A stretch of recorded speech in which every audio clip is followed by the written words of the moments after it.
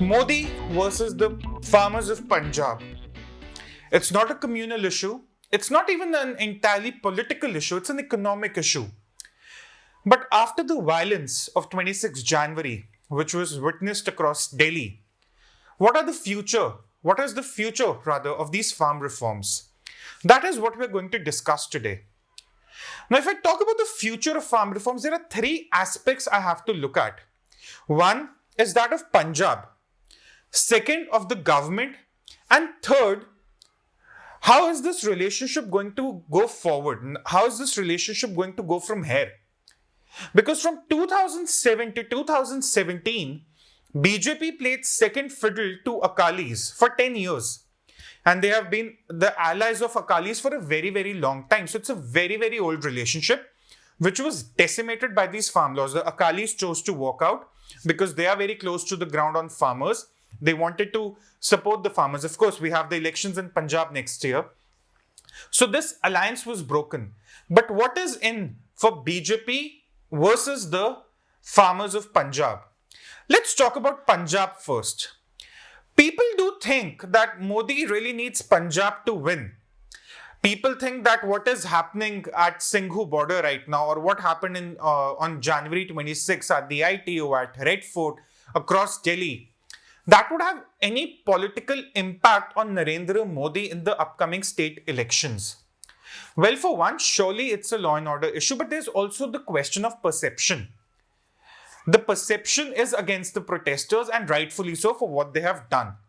But more importantly, does Modi really need Punjab to win? He's won Punjab twice. He's won the national elections twice, in 2014 and in 2019, when Punjab defied the Modi wave. Now, the reason for that, of course, was in 2014, there was this tiredness growing up from the Akali misgovernance from 2007 to 2014. So the impact was felt on the Akali BJP alliance in the center. That was in 2014. In 2019 also, Modi contested on just 3 seats. That is, BJP just contested on 3 seats and they won 2 of them. Akalis contested on the other, lost most of them. So at the end, BJP has still been very favorable until 2019. Just that their presence with the Akalis has dented their prospects in Punjab so far. So Modi does not need Punjab to win. He's won the national elections twice without winning anything credible from Punjab, anything significant from Punjab. To so tie the political future of Narendra Modi with Punjab is one incorrect. Now, if I come about the state elections of 2022, think about the IPL of 2008. 8 new teams. No one had no idea how the teams are going to work out. Sure, there were some big faces, there were some big cricketers. All of them had their past with the ODI cricket, Test cricket. But no one really knew how each of the team would end up performing. And at the end of it, underdogs, Rajasthan Royals won it. The 2022 elections would be very much similar in Punjab. Akalis are now alone. They have to counter the image they have. They have the image of being very, very corrupt, which is a topic for another discussion because it's so elaborate. But they have the image of being corrupt. They need to counter that. Now they're alone. They're without the BJP. The Aam Aadmi Party, it started well in 2014. It won 4 seats. Very credible. By 2019, one of the seats remained, which was of Bhagwant Mann. If I talk about the state elections, great start in 2017. Went on to become the biggest opposition party in the state against the Congress. By 2019, that impact was finished.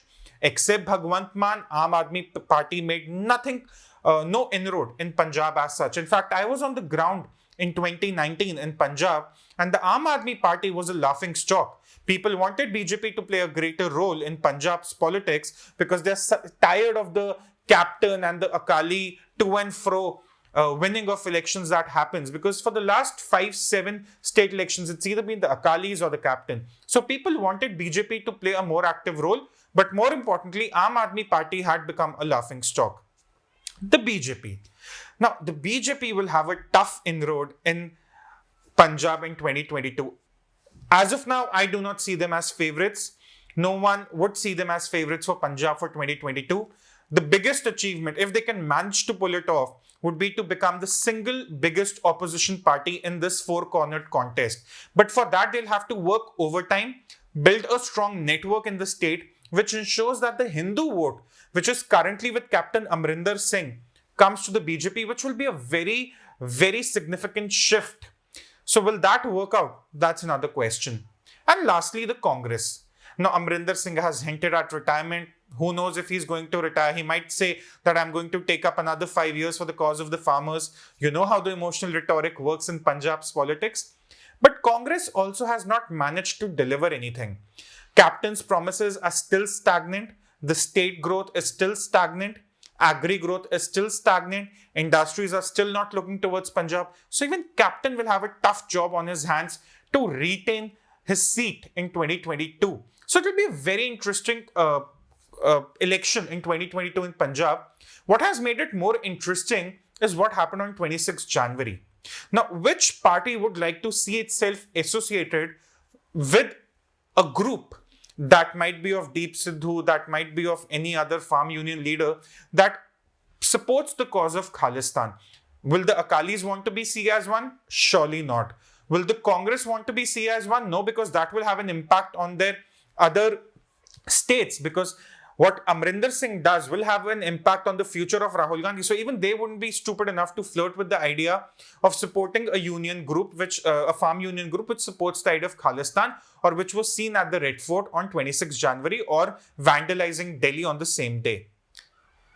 Which party will support? Which party will brave to support the elements of Khalistanis then? The Aam Aadmi Party. Already, Aam Aadmi Party is playing with fire. I've said this time and again. In 2017, they tried doing the same things.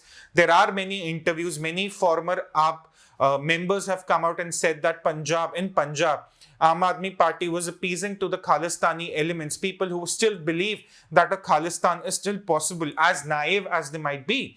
But Aam Aadmi Party was reaching out to them, and it's appeasing them to make some inroad in 2022 elections. What do we see yesterday also? There's a press conference.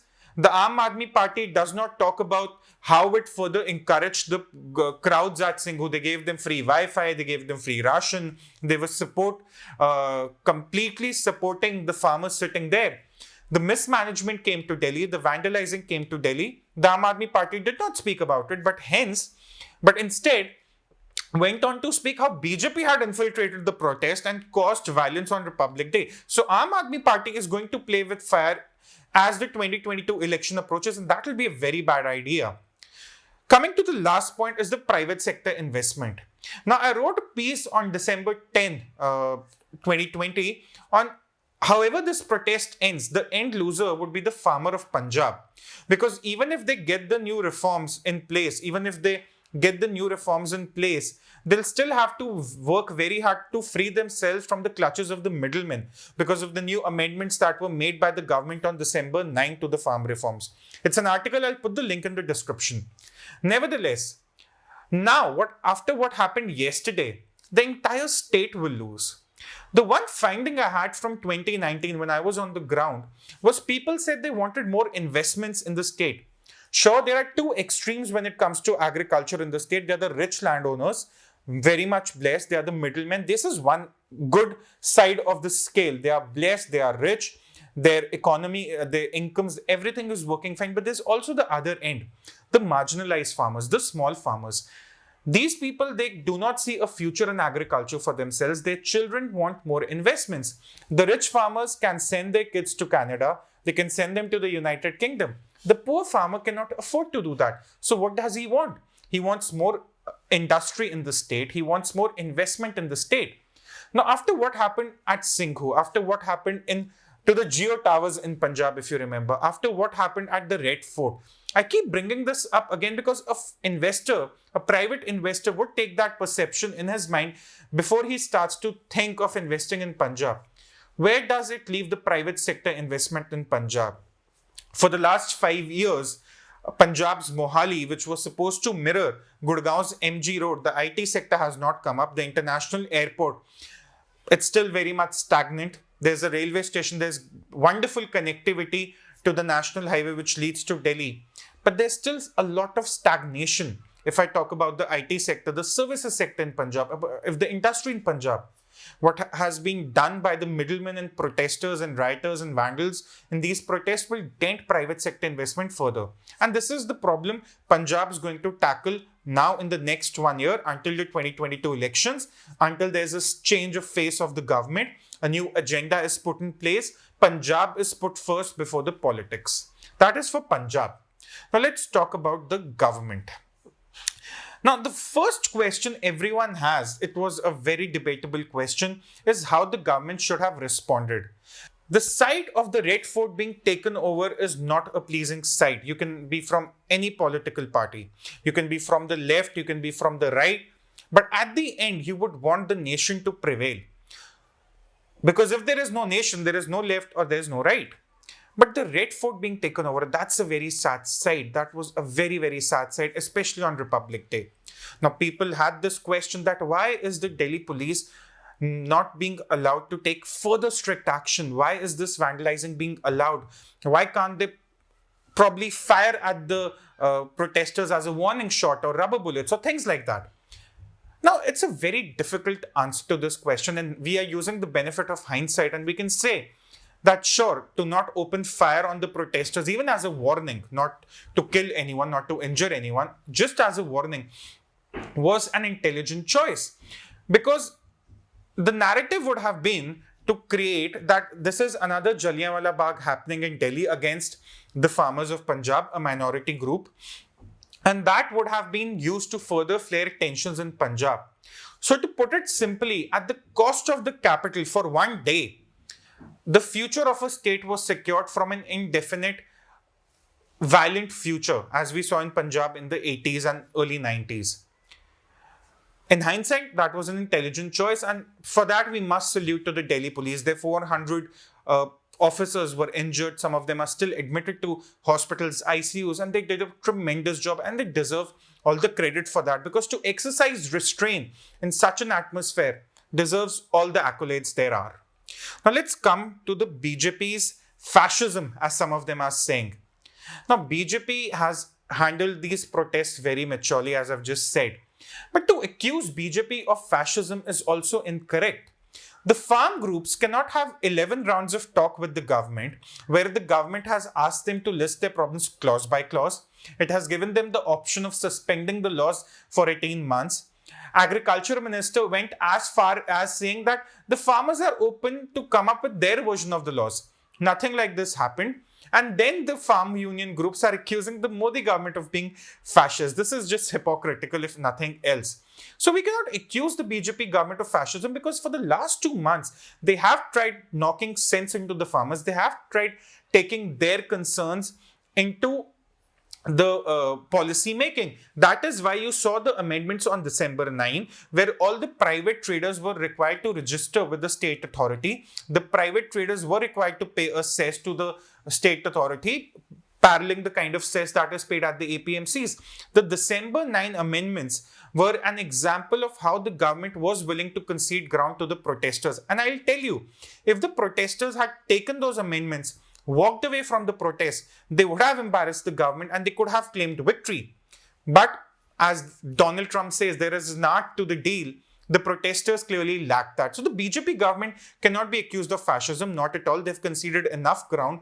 They have bent enough as a government, even when they were not required to. So they cannot be accused of fascism. It's the protesters that couldn't see things clearly, that couldn't make sense of what was going on. Now, what happens to the reforms now? A lot of people will say the violence is very heartbreaking. The violence is heart-shattering. You know, the emotional rhetoric will come into play. It's already going on Instagram. But the reforms should go on. For one simple reason. What has occurred at Singhu for the last 2 months and what has happened on 26 January cannot result in the laws being suspended for 18 months or being repealed. Now, people would say that violence only happened on January 26. The vandalizing happened only on January 26. I would like to disagree there, because violence is just not about vandalizing something. Sure, that's the main aspect of it, that's the primary face of it. But that's not the only aspect of it. What about the economic loss to the region? For the last 2 months, when farmers were sitting at Singhu, people had to take different routes, the trade in the area suffered, and that's one highway that's connecting Delhi to 4 states in North India. So what about the economic loss? Isn't that some kind of a violence? Tomorrow, if I were to sit in front of your house, resulting in you not being able to pursue any economic activity to make money, wouldn't that qualify as violence? So we must also factor that in when we talk about the future of reforms. For now, the Supreme Court should also take a lesson, because they were the ones who said that the government wasn't handling the protest efficiently. They sided with the protesters. We've done a video on that. They sided with Prashant Bhushan, taking the side of the protesters, saying they trusted him to say that the farmers would take out a peaceful rally. So even at this point, even if it's a remote idea, the Supreme Court does owe the legislature an apology. At this time, even the Supreme Court mandated committee has no job interfering anymore. It should let the legislature do its jobs, and for the greater interests of the farmers across India, not just Punjab, but across India. And the Punjab farmers, they don't want to be a part of it. They can surely not. The reforms should be implemented right away. The farm union leaders who have encouraged this violence, not just on 26, but the last 2 months, they should be slapped with the relevant criminal acts, but the laws should be implemented. The last angle I would like to tell you is about who needs who. Because it's a federal structure we have, the states work with the central government. The central government needs the cooperation of the states. So who needs who here? I'll talk about the agriculture in Punjab. I've made this point in an article also about MSPs. I'll put the link in the description too for that. Now let's talk about the share of cropped area in Punjab. Because all these protests have just to do with one thing: MSP, MSP and MSP. So in 1960, 1961, India has a food security problem. We are importing our pulses. We are not able to make ends with our food security needs. At that point, in terms of share of cropped area of paddy in Punjab, it was 4.8%, 60-61. By 70-71, it increases to 6.9%. The fruits of the Green Revolution come into play. By 2000, it has increased to 31.3%. By 2018-19, it has increased to almost 40%. That's for paddy alone in terms of share of cropped area. For wheat, it's 45%. So together, wheat and paddy in terms of share of cropped area make up for 85% of the state's cropped area. And these both are very water intensive crops, which brings us to the next problem: groundwater resources. Punjab in India is the one state where the groundwater exploitation is maximum. It's 1/5 the size of UP, which is Punjab, but it uses 5 times the groundwater, which is used by Uttar Pradesh. Now imagine, 1/5 the size of Uttar Pradesh, but uses 5 times the water Uttar Pradesh uses for harvesting, because wheat and paddy need to be grown on 85% of the cropped area. Now, why do they grow it? The central government is also guilty here of encouraging disproportionate procurement. If I give you an example, in 2017, 2018, 90% of the paddy that was grown in Punjab was procured. 67% of the wheat that was grown in Punjab was procured. If I talk about on a national scale, if I talk about the production of wheat in Punjab, it's 18% in the national share. For paddy, it's 12%. But if I talk about the share of procurement nationally, Punjab's procurement share for wheat is 38%. 18% production, but 38% procurement nationally. For paddy, 12% production, but 31% procurement. So even if it's growing 1/10 of the paddy of the country, 1/3 of the paddy is being procured from Punjab for procurement. Isn't that disproportionate? Isn't that what has encouraged these farmers to depend on MSP forever? Now, interestingly, the State Economic Survey for Punjab 2019-2020 also advocates recharging the ground levels, moving away from wheat and paddy towards other diversified crop patterns. The State Economic Survey of Punjab, ironically, advocates all those things which the new farm laws would have made possible. It encourages private investment, it encourages contract farming, it encourages making the fields healthy again. The fields have been plagued with pesticides and insecticides. The State Economic Survey advocates all that just from last year, what the new farm laws would have made possible. And yet the state government is now encouraging these protests. The government of Captain Amrinder Singh is encouraging these protests. So all in all, it is a matter of Modi versus the farmers. Now, we've already discussed that Modi does not need the farmers. But imagine what would happen if the central government would have stopped its procurement at all from Punjab for just 1 year. The FCA godowns are overflowing with grains. So surely we have enough food stock to meet our 1 year of requirements. But just hypothetically, it's not something I would advocate, but hypothetically, what if the central government decided that after the violence of the last 2 months, let's stop procuring for Punjab for 1 year? The agri economy would collapse. Imagine even in the current ongoing Kharif marketing season, the ongoing season right now until 24th January, which is just 4 days ago, 34% of the paddy that was procured was from Punjab, which is over 200 lakh tons. That was just procured from Punjab. So even if the protesters are there protesting that, oh, the MSP is going away, the government is fascist, it wants to kill the farmers of Punjab and things like that, 34% of the paddy across India, 34% of it is coming from Punjab, followed by any other states. No state has even a share of 20% or 15%. Punjab has a share of 34%. So what does it say? The entire narrative was to make Modi versus the farmers of Punjab, even though Modi is thinking in the for the future of the farmers of Punjab, because at this point, Narendra Modi, as the Prime Minister, as the ruler of this government, does not need to bend to Punjab that much. The state doesn't mean anything to him politically. By the time the groundwater in Punjab gets over, which could be 10, 15, 20 years from now, Narendra Modi would have retired from active politics. So he doesn't need to take the risk, really. He could have simply said, sure, Punjab is free to not implement the reforms. Sure, we should not have these protests. Let's repel it. Punjab is free to lose its groundwater 10 years from now, and then they can beg for all the private sector investments there are. Narendra Modi doesn't need to implement these laws from Punjab, but Punjab actually needs these laws more than the government needs to implement them. So all these protests that have been happening, this is a kind of a signing of one's own metaphorical death warrant, if I might put it that way. And never before have a group of people been so misled that they jump on tractors, try to crush honest police officers doing their duty on a Republic Day, just to sign their own metaphorical death warrants in the future where the water will run out. They won't be able to grow crops for the assured MSP, which is wheat and paddy. Already in Punjab, if you speak to some farmers in Punjab, they are losing out on groundwater resources because there's a cost to extracting groundwater as well. So you cannot grow paddy forever. You need the mechanized support to extract water. There's a cost to that. So a lot of farmers have let go of growing paddy.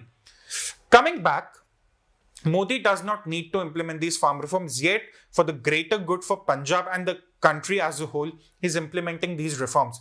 While farmers of Punjab, they want the state's downfall to continue. These are middlemen, these can be farmers, these can be Khalistani agents, however you might want to put them. But right now, they're all in the same basket. They want the doom for Punjab. Now, it's very saddening to see, but for now, the farmers of Punjab have two options: crop diversification and private sector-led development, or eventual desertification and consequential doom. Thank you.